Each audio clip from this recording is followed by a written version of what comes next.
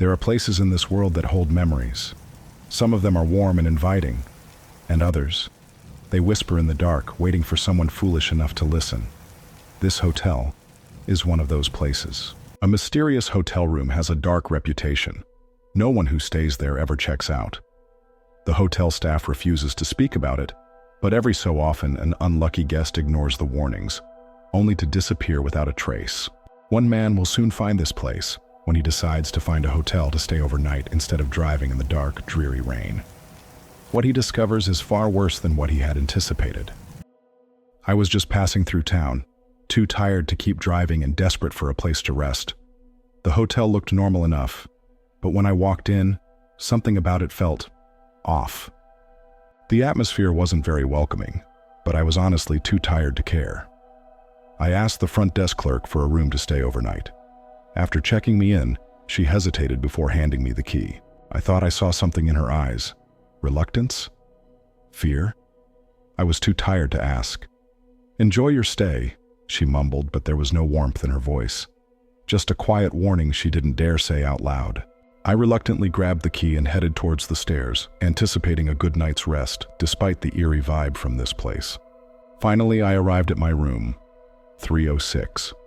I stepped inside, and instantly the silence pressed against my ears. The mirror above the dresser was smudged like someone had wiped it over and over. The chair near the bed was already facing me, like it had been waiting. Odd. But again, I was too exhausted to pay any further attention at this point. As I peered around the room, I saw it. Hanging above the bed, a painting. A man, dressed in old-fashioned clothing, sitting in a wooden chair. His eyes, God, his eyes, they were hollow, empty. Yet somehow, I swear, they were watching me. Well, sleeping with this above me won't be weird at all, I thought to myself. But with my eyes growing heavy from exhaustion, I got ready for bed anyway. I just wanted to sleep. I'll be out of this creepy place soon enough. I tossed and turned, but something about the room wouldn't let me rest. It wasn't just the heavy air or the way the floor creaked even though I wasn't moving. It was the painting. I could feel it, watching me, waiting. At first I thought I imagined the noise, a soft knock coming from the closet. I held my breath. It wasn't the pipes, it wasn't my imagination. Something was in there. I turned back to the painting, and my blood ran cold. The man's face had changed. His head had tilted, just a little, and his mouth, it was opening. I wasn't staying to find out what happened next. I grabbed my bag, bolted for the door, but it wouldn't open. It was locked from the inside. The knocking turned into banging, and then my phone rang. Reluctantly, I answered. The voice on the other end was barely human, like it was coming from the walls themselves. "You looked too long. Now you belong to him." I turned back to the painting, and he was no longer sitting, he was standing. His hand was reaching out for me. And so, the lone traveler never checked out. He is now among those who mysteriously checked in, but never left. Room 306 is still there, waiting for its next guest. Maybe it's waiting for you.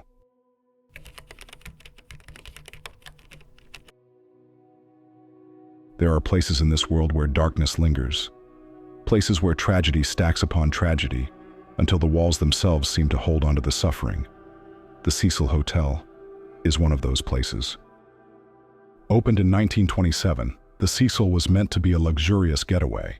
But by the 1930s, it had already gained a different reputation, one of death. Suicides became common, tragic accidents frequent, and as time passed, something darker took root inside. One of the most chilling mysteries? The guests who simply disappeared. Countless visitors checked in, only to never be seen again. Some left no trace. Others, well, their stories ended in tragedy. One former guest, a woman staying in room 412, reported terrifying experiences. Every night she'd wake up to the sound of whispering, but there was no one else in the room. She saw shadows move across the walls, heard footsteps in the bathroom when she was alone. Then one night, she saw it.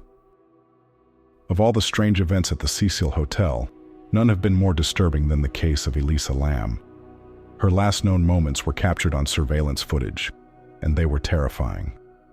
She was a Canadian student who mysteriously vanished while staying at the Cecil Hotel in Los Angeles in 2013. Weeks later, her body was discovered in the hotel's rooftop water tank under bizarre and unexplained circumstances. The security footage captured disturbing behavior of her acting erratically in the elevator just before her disappearance. Employees speak in hushed tones about the basement. Some refuse to go down there at all. Strange noises, crying, footsteps, even voices, echo from behind closed doors. But the basement hasn't had any guests in decades, or has it? Security cameras have captured chilling footage, figures appearing in empty hallways, shadowy shapes moving through locked rooms. Some say the spirits of past guests still walk these halls, waiting for someone to join them. One night clerk told a story they'll never forget. The phone at the front desk would ring, but when they answered, all they heard was static. Sometimes just one word, a room number. But when they checked the logs, those rooms were empty, or worse, no longer existed. Some who stay at the Cecil wake up feeling choked, as if unseen hands are gripping their throats.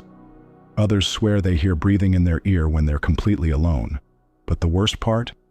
Many of these guests check out early, if they check out at all. The Cecil Hotel may have closed its doors to guests, but some believe it never really closed at all. The spirits of its past refuse to leave. So if you ever pass by it in the dead of night, don't look up at the windows. You might see someone looking back.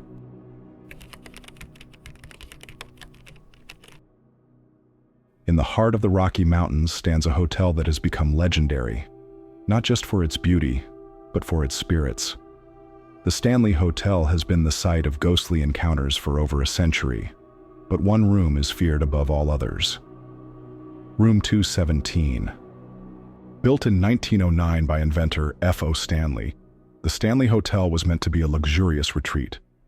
But from the moment its doors opened, guests and staff began reporting strange occurrences. Whispers in empty halls, shadowy figures, and flickering lights. The hotel's most famous spirit, however, belonged to a woman who never truly left, Elizabeth Wilson. In 1911, a powerful explosion rocked the second floor of the Stanley Hotel. A storm had knocked out the electricity, and Elizabeth Wilson, the hotel's head housekeeper, entered room 217 to light the gas lamps. But there was a leak, and as soon as she struck a match, boom. Elizabeth Wilson miraculously survived the explosion, but many believe that she never truly left room 217. Guests have reported feeling a presence, unseen hands tucking them into bed, and even their belongings mysteriously rearranged while they slept. One of the strangest occurrences? The door to room 217 has a mind of its own. Staff and guests have reported doors locking and unlocking by themselves. Some believe Elizabeth is still watching over her room, deciding who can enter. The Stanley Hotel became famous when Stephen King stayed there in 1974. He and his wife were the only guests at the nearly empty hotel. That night, King had a nightmare, his young son running through the corridors, chased by something unspeakable. He woke up drenched in sweat, and the idea for The Shining was born. Many guests have shared eerie experiences. Some wake up to find their luggage unpacked, as if an unseen hand is tidying the room. Others report hearing a woman's voice, gently humming, when no one else is there. Hotel staff report seeing Elizabeth Wilson's apparition, sometimes floating through closed doors, other times appearing in mirrors. But perhaps the most chilling? The feeling of someone watching. One famous legend tells of a candle in room 217. Guests have tried to blow it out, but minutes later, it flickers back to life.